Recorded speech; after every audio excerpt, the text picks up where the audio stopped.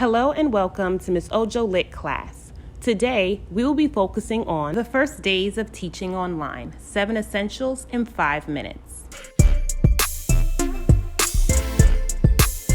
Follow me on Instagram and Twitter at missojolit.class. According to a study done by 5 college professors released by Zucker School of Medicine, online learning carries a stigma of being lower quality than face-to-face learning, despite research showing otherwise. The International Journal of Psychosocial Rehabilitation recently released an issue stating that students are now called digital natives. It allows us to use technological tools for the benefit of students. This is new for students and many teachers.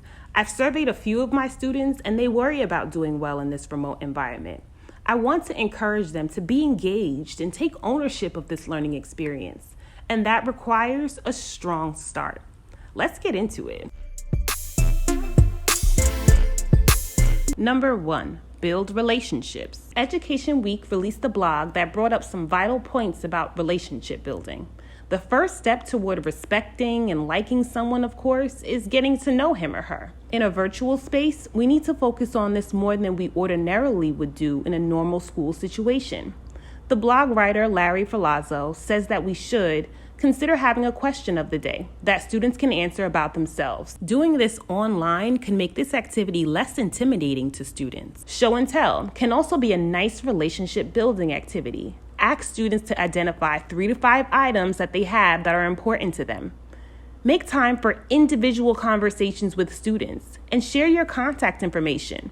For me, that looks like my Google Voice number, email, and the missojolit.class Instagram. Build relationships with parents. They are critical allies for teachers. Look for reasons to call home with positive comments about their children and ask for their advice too. For example, learn from them about the times they believe their kids have felt most positive about school and what their teachers had done at those times. Number 2, set the stage for a collaborative space.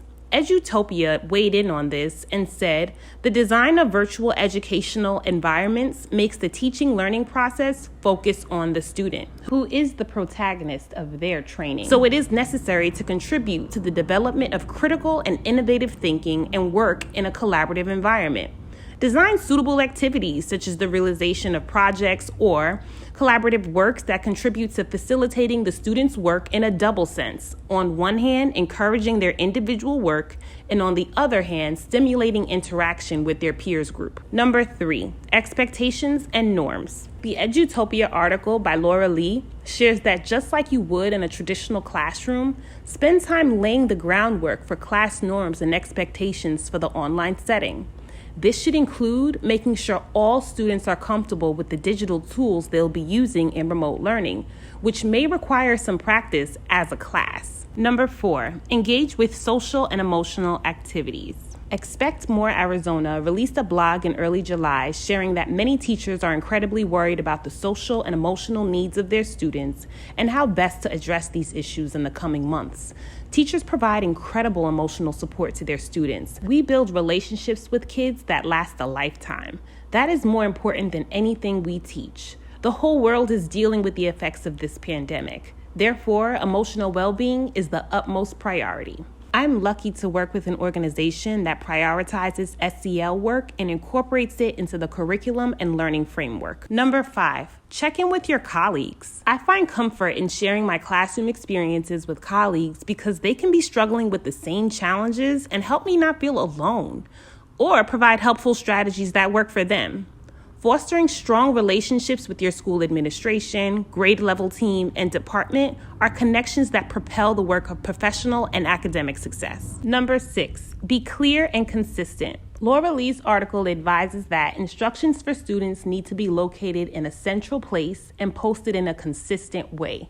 Presenting directions in multiple forms, video and written, so students can choose what works best for them. This is an important time of the year where students will need the most guidance. Number 7, think outside the box. During this distant learning experience, time together with students should be meaningful. Consider asking students to share a photo, record an audio message, or film a quick introduction video.